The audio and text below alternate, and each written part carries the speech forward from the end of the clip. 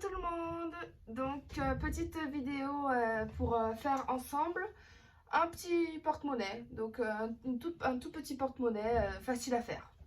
Pour cela, une fermeture éclair de 20 cm et 4 petits coupons de 12 cm par 12. Donc voilà, tissu doublure et tissu extérieur. Donc tissu extérieur ici, tissu et fermeture éclair, pardon, sur le tissu extérieur, et on met le tissu doublure sur la fermeture éclair. On met des pinces de partout si vous en avez, sinon vous mettez épingle ou autre pour tenir justement. Et maintenant ici on va faire une couture. Bon, maintenant j'ai fait exactement la même chose de l'autre côté. J'ai assemblé tissu doublure, tissu extérieur sur la fermeture éclair. Donc ça donne ça. Après, les deux côtés, là où j'ai cousu les tissus, j'ai fait une surpiqûre tout près pour faire une jolie finition et que ça soit bien plat. Pas qu'il y ait de bosse ici et que ça remonte quand on va retourner le tissu. Maintenant, ce qu'on va faire, c'est on va ouvrir la fermeture éclair. Donc c'est tout à fait normal hein, qu'il y ait de la fermeture éclair en trop là. Ici, ça va être coupé après. Donc on ouvre la fermeture éclair, ça sera pour retourner la pochette à la fin, le petit porte-monnaie. Ici, on fait tissu doublure et tissu extérieur ensemble. Et maintenant, ce qu'on va faire, c'est on va assembler. Donc on va mettre côte à côte fermeture éclair.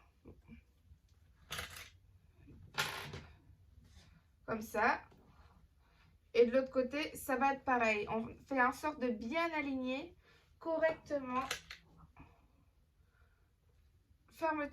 la fermeture éclair. Et après, on met des pinces tout autour pour tenir le tout. Voilà.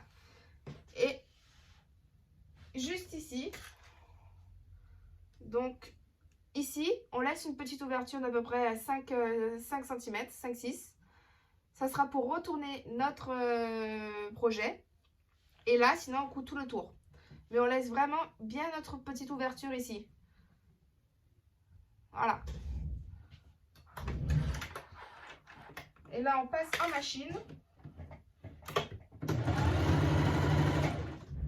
Et on s'arrête à chaque fois. À chaque fois qu'on arrive au bout, on s'arrête, on plante le pied de biche, on lève le pied de biche, on laisse l'aiguille.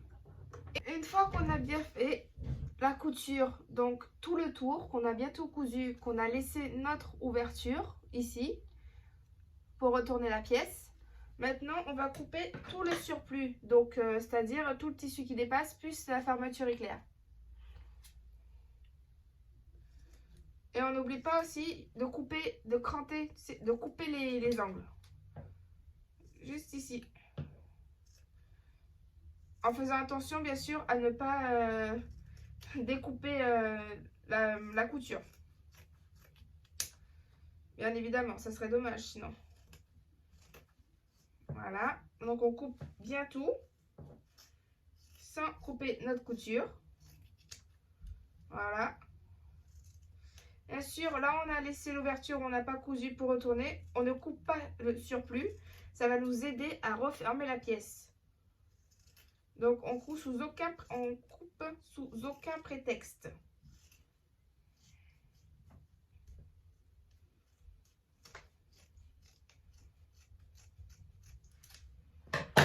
Voilà.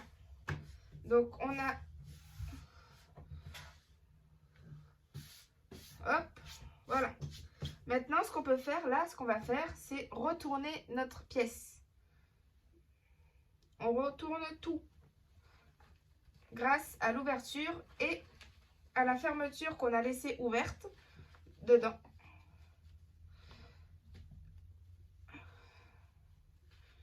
Donc on retourne sans craquer les coutures, en faisant bien attention. Voilà. On sort bien les angles, donc on peut le faire avec notre doigt ou nos ciseaux.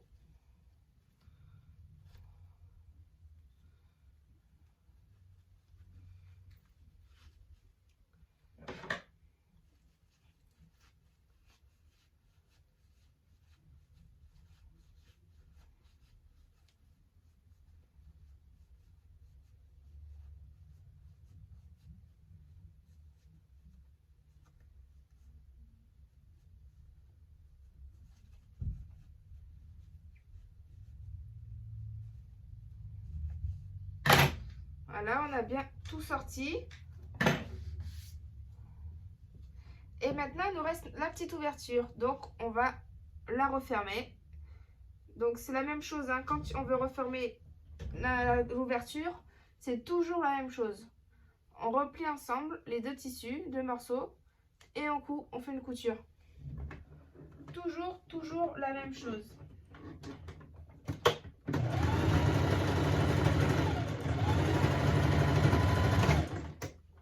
Et voilà.